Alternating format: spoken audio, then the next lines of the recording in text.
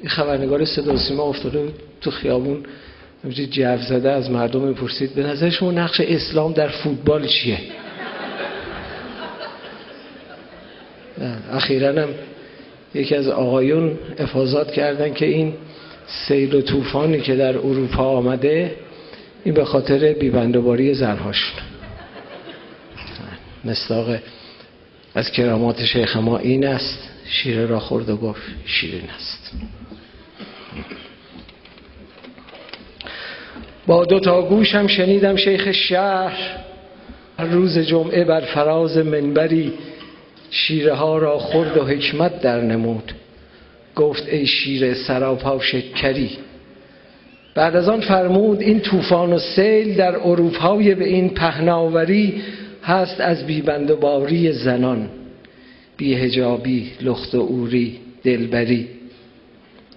گفتم ای شیخ اجل صد آفرین بر چنین کشف ثقیل الباوری.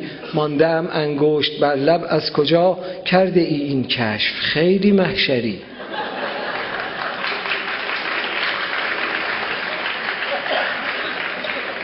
این چنین کشف هواپولتیک را ثبت باید کرد، ثبت محضری. تازه فهمیدم شقیقه با گوزن ربط دارد در بلاد کافری.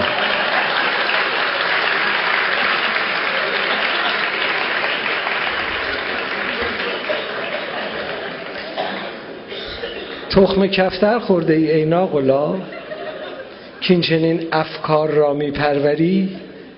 من گمانم وحی بر تو می شود، مرگ من جون قلی پیغمبری.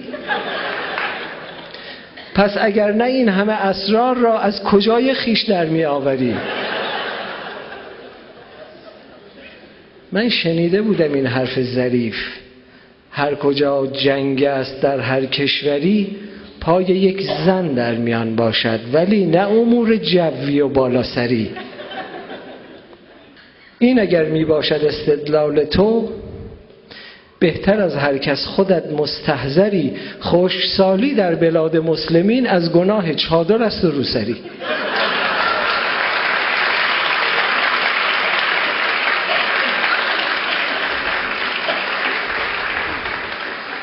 رودها خشک و درختان زرد رو، مرد گاو مشتسن از لاغری.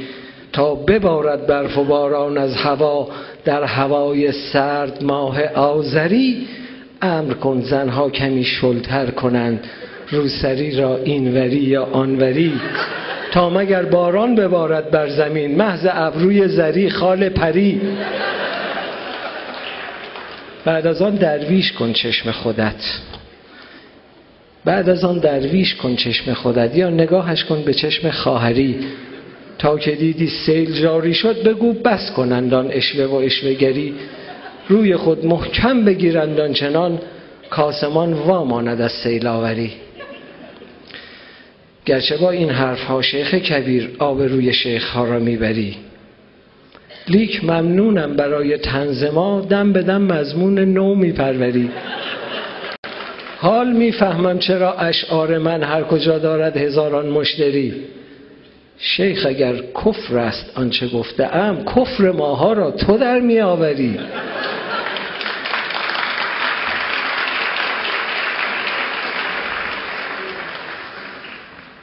خر تصور کرده ای این قوم را، یا که خود بر نسبت خرها خری؟ گر شود سوراخ سقف آسمان این چنین باید بگیری پنچری. بنده میپنداشتم حالو منم، تو که از هر حالوی حالوتری.